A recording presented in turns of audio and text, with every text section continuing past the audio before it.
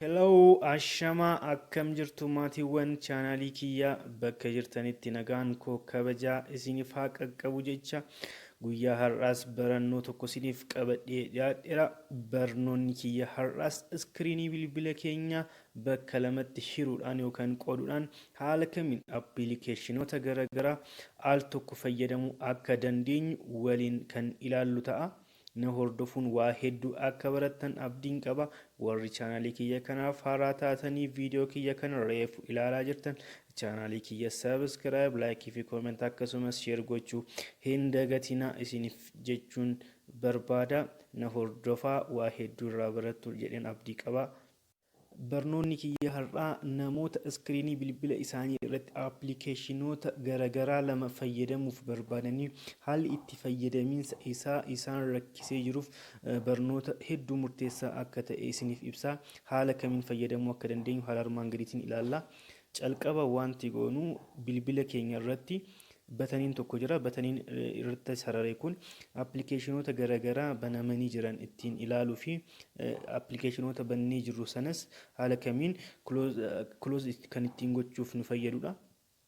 Mallattoon ishiin kun bilbila tokkorraa gara bilbila tokkotti garaagarummaa qabaachuu danda'a haala fuula isaatiin garuu faayidaan isaa tokkuma akkuma armaan olitti isiniif ibse appilikeeshinoota banamanii jiran hunda ilaaluu fi appilikeeshinoota hunda banamanii jiran immoo close ol gochuudhaan cufuuf nu gargaara jechuudha. Kanaafuu calqaba wanti goonu mallattoo kana tuquudhaan appilikeeshinoota bilbila keenya irratti banamanii jiran cufuudha. Kanaafuu mallattoo kana haala kanaan tuquudhaan appilikeeshinoota garaagaraa bilbila kiyya irratti banamanii jiran kana dura asumas akkuma iskiriinii kiyya irratti argitan close ol kan jedhu jira. Close ol kan jedhu haala kanaan tuqeen appilikeeshinoota kana close godhaa yookaan cufa jechuudha. Sana booda maal godhaa appilikeeshinootni ani amma fayyadamuu barbaadu sanan bana. Fakkeenyaaf appilikeeshinii viidiyoo adda addaan ilaaluu barbaade yookaan fiilmii ilaaluun barbaada yoo ta'e appilikeeshinii fiilmii sana ittiin ilaallu yookaan viidiyoo pileerii tokko nan bana. Fakkeenyaaf viidiyoo pileerii kana nan bana. Achiin booda mallattoo isa jidduutiin baaneet ammas appilikeeshinii lammataa nuti fayyadamuu barbaadnu tokko bana. Fakkeenyaaf teelegiraama yoon fayyadamuu barbaade teelegiraama kanan banaa jechuudha.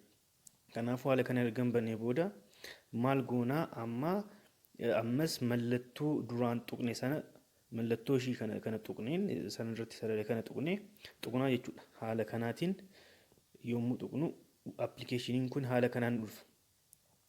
Amma maal goonaa wanta sana iskiriinii keenya bakka lamatti qooduudhaaf mallattoon isinitti agarsiise duraan agarsiise kan sakandiiwwan muraasaaf harka keenyaan qabnaa jechuudha.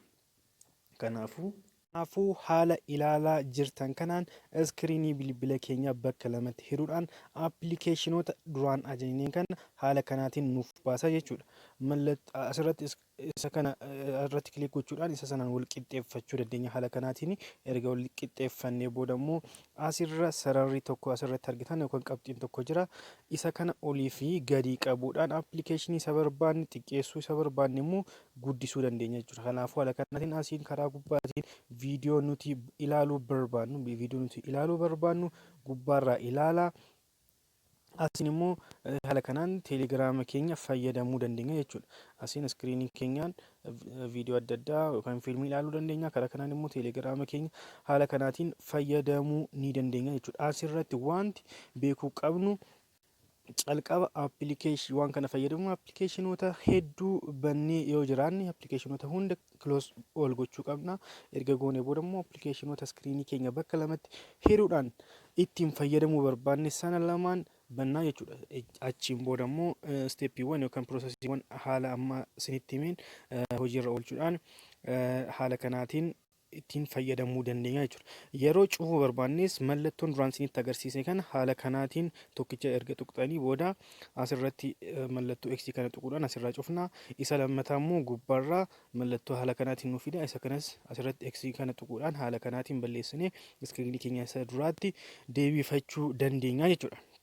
Kanaafuu maloota kana fayyadamuudhaan iskiriinii keenya bakka lamatti hiruudhaan appilikeeshinoota lama haal tokko fayyadamuu ni dandeenya jechuudha. Kanaafuu viidiyoo kana akka hedduu jaalattaniif irraa barattan abdiin qaba.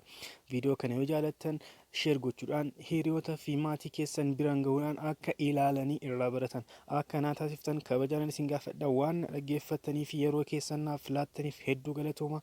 Nagaan naaf turaa.